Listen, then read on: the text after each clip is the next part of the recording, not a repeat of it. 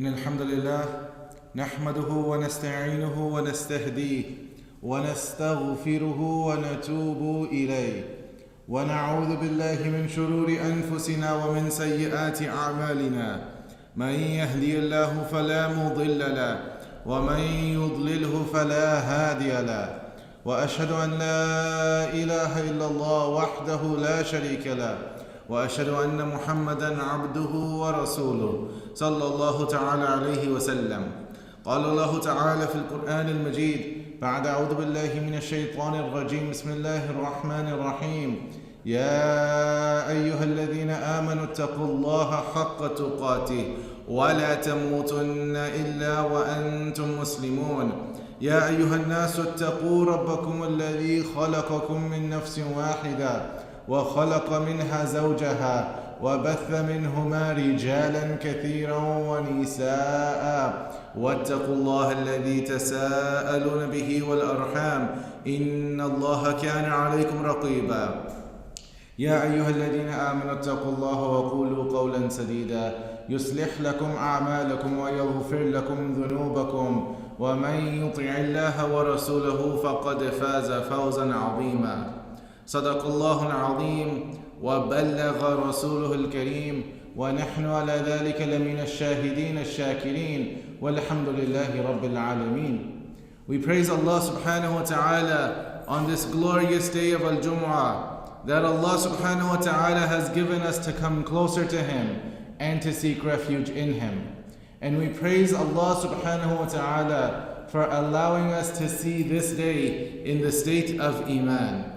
Had we not known Allah or His Messenger, had we not had the privilege of La ilaha illallah Muhammadur Rasulullah sallallahu alayhi wasallam, then this day would not mean for us what it means for us, and it would not hold for us what it holds for us. So we praise Allah subhanahu wa ta'ala for the ni'mah of Islam.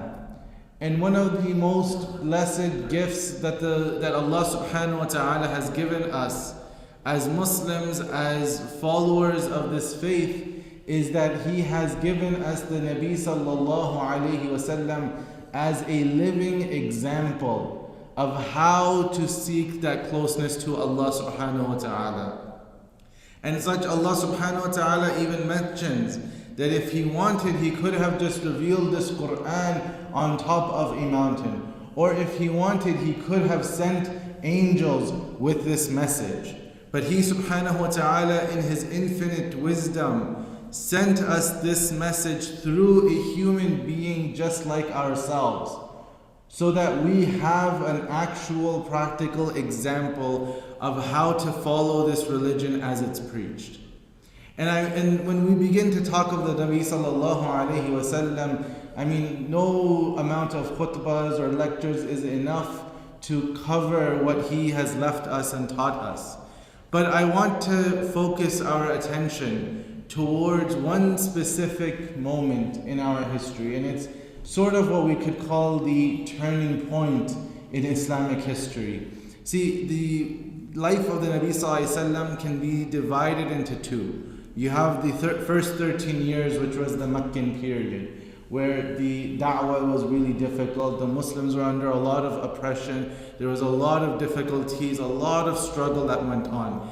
And then you have 10 years of the period, the Madani period, or the period in Medina, where the Muslims were now able to establish a community of their own. They had a governance of their own. They were able to govern themselves, and it was almost seen as a time of flourishment.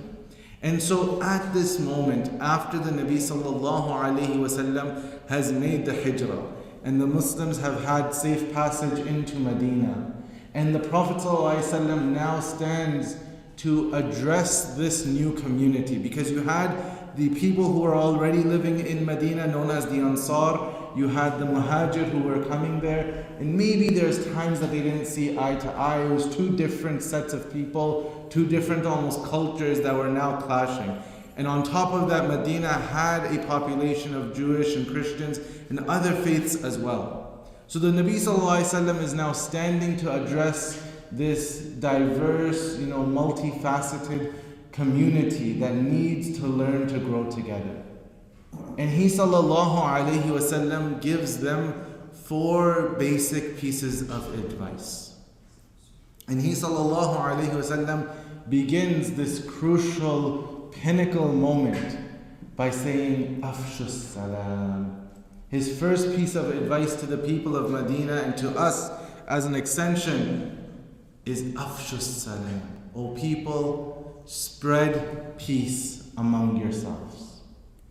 Now, many a times it's misinterpreted to simply reduce it to the act of saying salam to one another, right? Say salam to people who you know and those who you don't know. But the Quran already speaks of this, right? In the Quran, Allah subhanahu wa ta'ala says that when you meet those who believe in our signs, فَقُلْ سَلَامٌ عَلَيْكُمْ كَتَبَ رَبُّكُمْ عَلَى نَفْسِهِ الرَّحْمَةِ. That say to them, Salamu alaykum, and Allah has, prescribed upon you mercy. So if the message of the Prophet ﷺ at this time was the simple act of saying Salamu alaykum to one another, he could have said it the way the Quran says it. Qul salamun alaykum. Just say salam. Yet the Nabi sallallahu alayhi wasallam, who was careful with his words, says Afshus salam. Be those who spreads peace among people. Never ever be the instigator of conflict. Never ever be the one that when the opportunity to bring peace arises that you stay silent. Never be the one who spreads falsehood or fitnas among the community. Yet afshus salam. Spread peace among people. And the idea of spreading peace is so powerful within our faith. You find that the Nabi sallallahu alaihi wasallam taught us that one of the only times that it is permissible for you to tell a lie. Right? We all know, I'm sure as children we were taught lying is a sin, it's haram, it's bad, it's not good. Yet the Nabi sallallahu alaihi wasallam says that there is one time that you are allowed to tell a lie. And he says that is to reconcile between two people. And he gives the examples, and we can think of these examples in our own minds as well. Let's say, for example, your loved one, your spouse, your husband or your wife isn't getting along with your parents, right? It's a common conflict that you see. So you go to your wife or your husband and you say, you know what? Actually, mom and dad were saying they're so proud of you for that job promotion you got. Or, it's a special day for you. Oh, yeah, they did call. You just weren't awake at that time. And that puts love in that person's heart. Or you go to the parents and you say, you know what, they're so, they say that they look at you like they look at their own parents. They didn't actually say these words. Yet the Nabi sallallahu alayhi wasallam says that saying a lie in that intention is permissible simply to bring reconciliation between people. To squash, petty beefs and petty arguments among people. That to that power, that magnitude, the Nabi sallallahu alaihi wasallam is teaching us to be among those that when things go sideways and when there are conflicts, you seek whatever means of peace and reconciliation that you can. And the unfortunate reality is that the demise in our communities today exists because we can't let the little things go. Because you pray with your hands here and he prays with his hands there. Because you say this and I say that. Because your Eid was on Sunday and mine was on Monday. These things are what's breaking up our community. Right? We stand today at the doorsteps, maybe just a week out from a blessed month in our faith, but also a very controversial month in our religion, which is the month of Rabiul Awwal, where the Nabi sallallahu alaihi wasallam was born. By most accounts, he was born within that month. And you find Muslims over this matter separating themselves, dividing themselves, families not getting along. Whereas when you look at the history, when you look at the great scholars of Islam like Ibn Taymiyyah, for example, what does he write in this? And he had so much influence that whichever opinion he wanted to follow, masses of people would follow him in it. Yet when he's asked about this matter, about the Mawlid of the Prophet ﷺ, he says, look, the one who does it out of love for the Prophet ﷺ, just because they have love for the Nabi ﷺ, I pray Allah rewards them for that love and forgives their mistakes. And the one who stays away from it, because the Prophet ﷺ never did it, his companions didn't do it, and that's their expression of love, then I pray Allah accepts that love for them and forgives them of their mistakes. Our history teaches us that these matters that you and I hold as like matters to separate ourselves are matters that the scholars would simply not talk about for the fact not to divide the community over. And so the Nabi ﷺ, as he's speaking to this community of the Muhajir and the Ansar, of different faiths, he says what to them? Afshu salam. Be those who spreads peace among people. Be a reconciliator. Be a leader in your community for that reason. Don't be a leader because you give powerful speeches that incites hatred towards another group. Be a leader because you give advice towards love towards other people. And then he says, وَإِطْعِمُونَ طَعَامٍ, and feed people food. Right? Don't let anyone around you go hungry. And in Islam, we have two types of giving of food. Number one is charity, right? So somebody is hungry, they don't have the means, so you're giving them, let's say through a food drive or other charitable organizations. That's one mean.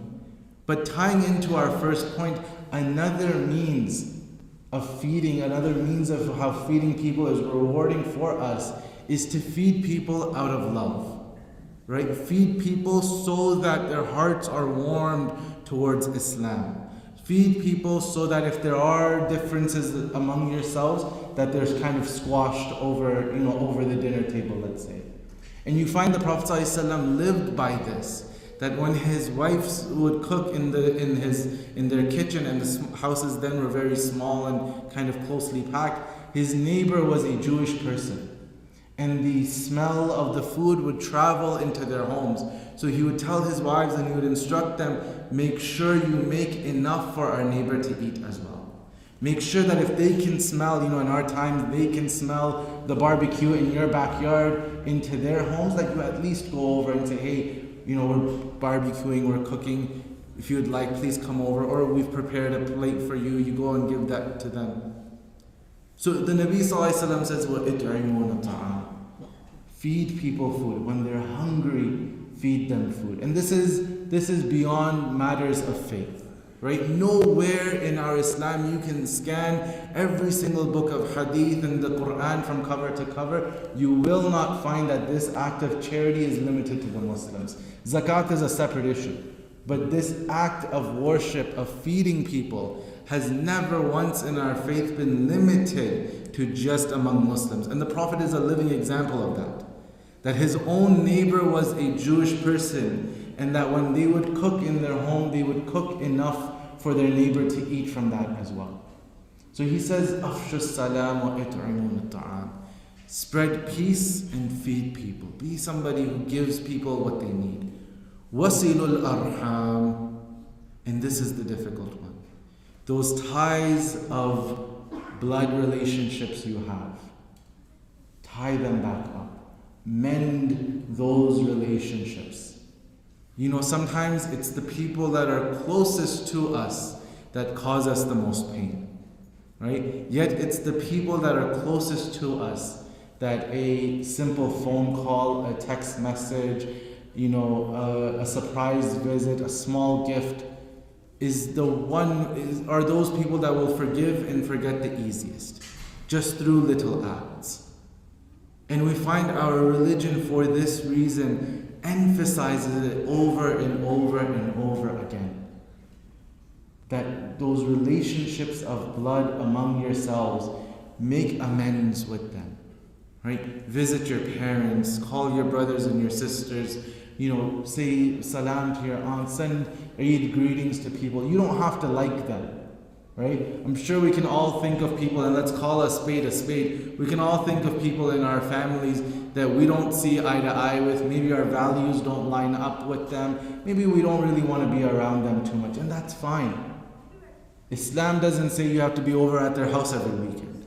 But it says make sure those relationships are good, right? Just don't burn that bridge, right? The minimum you can do is call them once in a while. The minimum you can do is say Eid Mubarak when Eid comes around. The minimum you can do is check on them if they're sick and things like this.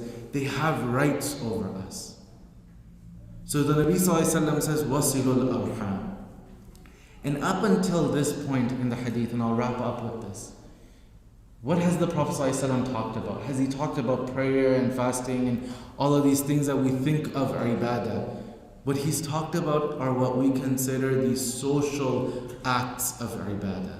Being peacemakers, being people who feed others, being people who reconcile relationships. And the last piece of advice the Prophet ﷺ gives, he says, وَصَلُّوا وَالنَّاسُ نِيَامٌ. And pray at night when everyone else is asleep. One of the things, and I speak of myself before I speak of anybody else, and I speak also to our brothers and sisters, the young ones, mashallah, who are very active. Let's say you're active in your school's MSA and you're volunteering, you have a lot of energy. What happens sometimes is we devote so much of our time and our energy into these social activist kind of social building ibadah forms that we neglect our independent worship with Allah subhanahu wa ta'ala. So we spend all day, organizing that MSA event or volunteering at the masjid, and we do this and we do that, and we go home and we can't find the energy for 2 rak'ahs of nafil, or a page of Quran, or maybe just sitting there by ourselves and making dua by ourselves.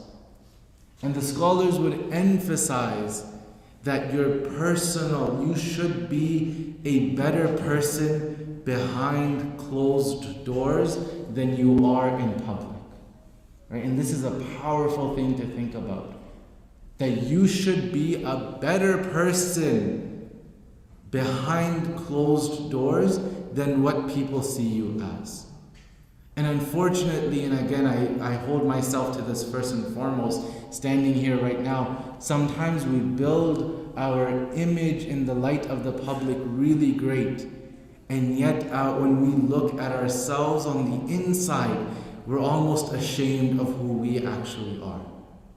Right? We're ashamed of who we actually are because we know we don't live up to those great titles and those great compliments that people give us. But yet the scholars emphasize and they say that behind closed doors, you should be a better person for Allah than you are for the people. And the Prophet ﷺ lived this example.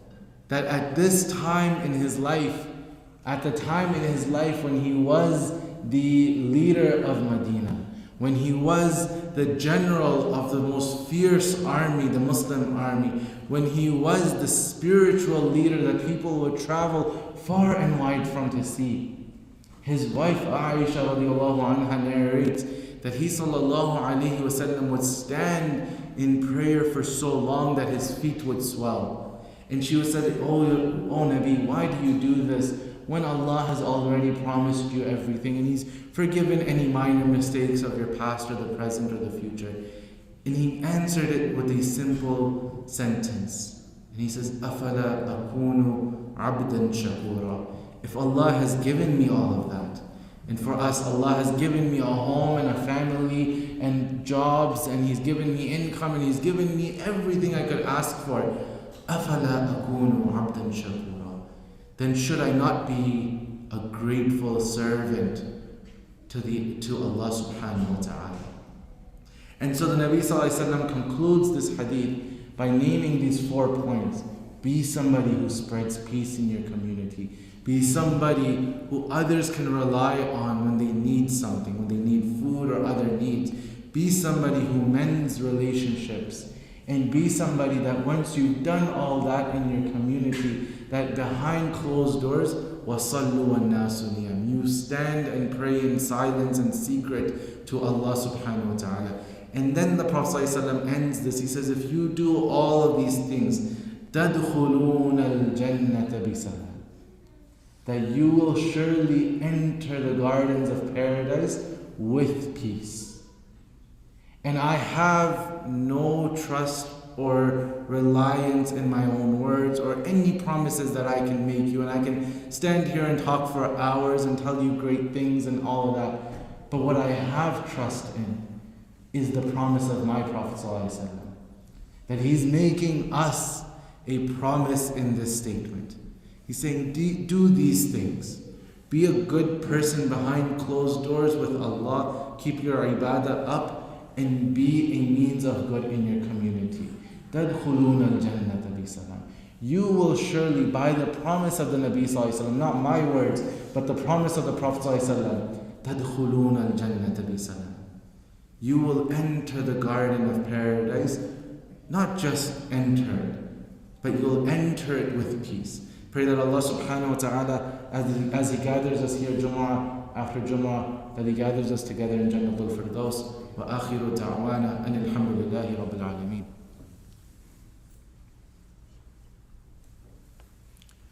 Bismillah, alhamdulillah, wa salatu wa salam ala rasulillah. Inna Allah wa malaikatahu yusalluna ala nabi. Ya ayyuhalladhina amanu sallu alayhi wa sallimu taslima. اللهم صل على محمد وعلى آل محمد كما صليت على إبراهيم وعلى آل إبراهيم في العالمين إنك حميد مجيد. اللهم بارك على محمد وعلى آل محمد كما باركت على إبراهيم وعلى آل إبراهيم في العالمين إنك حميد مجيد. اللهم أعز الإسلام والمسلمين ودمر أعداء الدين. اللهم إياك نعبد وإياك نستعين. اللهم اهدنا الصراط المستقيم. اللهم اشف مرضانا وارحم موتانا يا رب العالمين. اللهم انصر إخواننا وأخواتنا في كل مكان وفي كل زمان. إن الله يأمر بالعدل والإحسان وإيتاء ذي القربى وينهى عن الفحشاء والمنكر والبغي يعظكم لعلكم تذكرون.